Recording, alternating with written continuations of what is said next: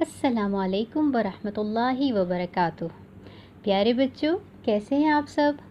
ہم آپ کے ساتھ موجود ہیں سیرہ کہانی میرے رہبر میں۔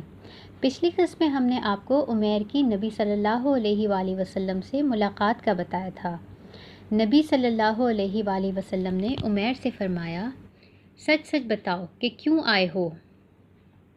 اس نے کہا کہ بس اپنے بیٹے کے لیے آیا ہوں۔ پھر نبی صلی اللہ علیہ وآلہ وسلم بولے کہ تم اور صفوان دونوں بیٹھے تھے۔ پھر تم نے بدر میں مرنے والوں کو یاد کیا۔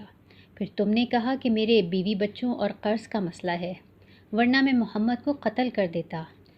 پھر صفوان نے کہا کہ اگر تم محمد کو قتل کرنے کی ذمہ داری لے لو تو میں تمہارے بیوی بچوں اور قرض کا ذمہ دار ہوں، لیکن تم یاد رکھو کہ اللہ میرے اور تمہارے درمیان موجود ہے، یعنی تم مجھے قتل نہیں کر سکتے۔ آپ صلی اللہ علیہ وآلہ وسلم کی یہ بات سن کر عمیر نے کہا، اللہ کے سوا کوئی معبود نہیں اور محمد اللہ کے رسول ہیں۔ اے اللہ کے رسول صلی اللہ علیہ وآلہ وسلم، آپ ہمیں بہت سی اللہ کی باتیں سکھاتے تھے مگر ہم نہیں مانتے تھے، مگر اب ایسا ہوا ہے کہ ان باتوں کا صرف مجھے پتہ تھا اور صفوان کو، اور ان کا گواہ کوئی بھی نہ تھا، مگر پھر بھی آپ کو ان سب باتوں کا علم ہو گیا، تو اب مجھے یقین آ گیا ہے کہ یہ باتیں آپ کو ضرور اللہ نے بتائی ہیں، اس لیے میں اب آپ پر اور اللہ پر ایمان لاتا ہوں۔ ادھر صفوان مکہ میں لوگوں سے کہہ رہا تھا کہ خوش ہو جاؤ، کچھ ہی دنوں میں مدینہ سے ایسی خبر آئے گی کہ تمہیں بدر کا غم بھول جائے گا۔ صفوان دل ہی دل میں کچھ پریشان بھی تھا کہ ابھی تک عمیر نے کوئی خبر نہیں دی ہے۔ پھر ایک دن ایک شخص مدینہ کی طرف سے آیا تو اس نے صفوان کو بتایا کہ عمیر تو مسلمان ہو چکا ہے۔ صفوان کو بہت دکھ ہوا اور اس نے قسم کھا لی کہ اب میں کبھی عمیر سے بات نہیں کروں گا اور نہ اس کو کوئی فائدہ پہنچاؤں گا۔ تھوڑے دن بعد حضرت عمیر رضی اللہ تعالی عنہ مکہ واپس آ گئے۔ صفوان نے ان کے پاس جا کر کچھ بھی نہ پوچھا، وہ جانتا تھا کہ وہ مسلمان ہو چکے ہیں۔ حضرت عمیر رضی اللہ تعالی عنہ نے مکہ میں ہی رہ کر لوگوں کو اسلام کی باتیں سکھانی شروع کیں۔ ان کے ہاتھ پر بہت سے لوگوں نے اسلام قبول کیا۔ حضرت عمیر رضی اللہ تعالی کا پورا نام عمیر بن وہب جمحی تھا۔ پیارے بچوں، ادھر یہودیوں نے سوچا کہ کوئی ایسا کام کرنا چاہیے کہ مدینہ کے رہنے والے آپس میں پھر سے لڑتے رہیں۔ وہ کبھی ایک مسلمان سے ایک بات کہتے اور کبھی کسی دوسرے سے کوئی اور بات کرتے، اور اس طرح مسلمانوں کو ایک دوسرے سے لڑوانے کی کوشش کرتے۔ ایک بڈھا کھوسٹ یہودی تھا، اس سے ٹھیک طرح سے چلا بھی نہیں جاتا تھا۔ وہ بڈھا ایک دن ایک راستے سے گزر رہا تھا کہ اس نے دیکھا کہ کچھ مسلمان آپس میں پیار محبت سے کوئی بات کر رہے ہیں۔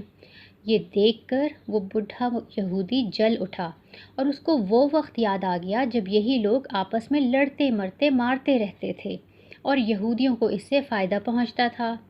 وہ جب واپس گیا تو جا کر یہودیوں کا ایک لڑکا بھیجا اور کہا کہ وہاں جاؤ، وہاں کچھ مسلمان بیٹھے ہیں اور ان مسلمانوں کو وہ وقت یاد دلاؤ جب مدینہ کے لوگوں نے آپس میں ایک جنگ لڑی تھی۔ اس جنگ کا نام بعاث تھا۔ جب لوگوں کو وہ وقت یاد آئے گا تو ضرور وہ دوبارہ لڑنے لگیں گے۔ وہ لڑکا گیا اور صحابہ رضی اللہ تعالی عنہم کے پاس بیٹھ کر ان کو وہ وقت دوبارہ یاد دلایا کہ جب نبی صلی اللہ علیہ وآلہ وسلم مدینہ میں نہیں آئے تھے تو ان لوگوں نے آپس میں ایک جنگ لڑی تھی اور ایک دوسرے کے بہت سے لوگ مار ڈالے تھے۔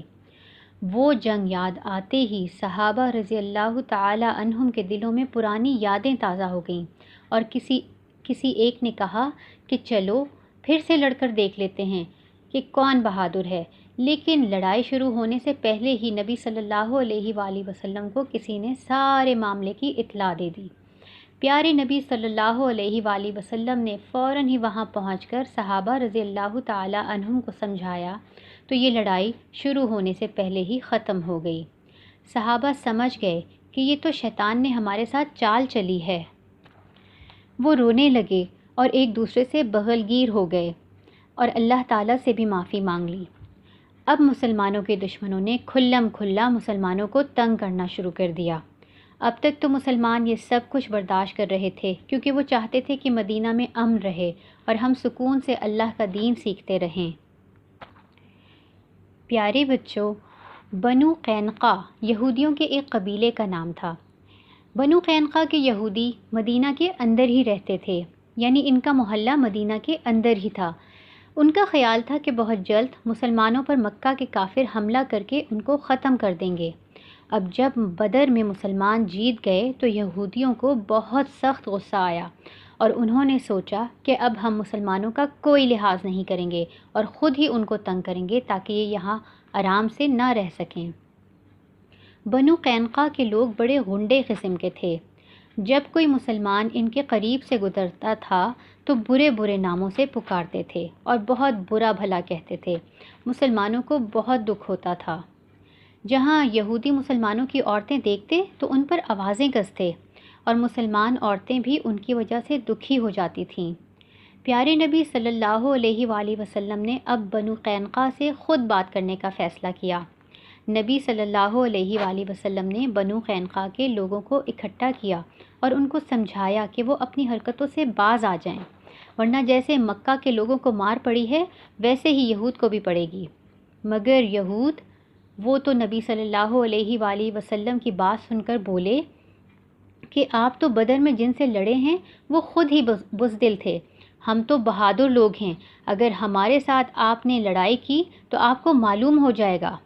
نبی صلی اللہ علیہ وآلہ وسلم سمجھ گئے کہ بنو قینقاع صلح سے نہیں رہنا چاہتے۔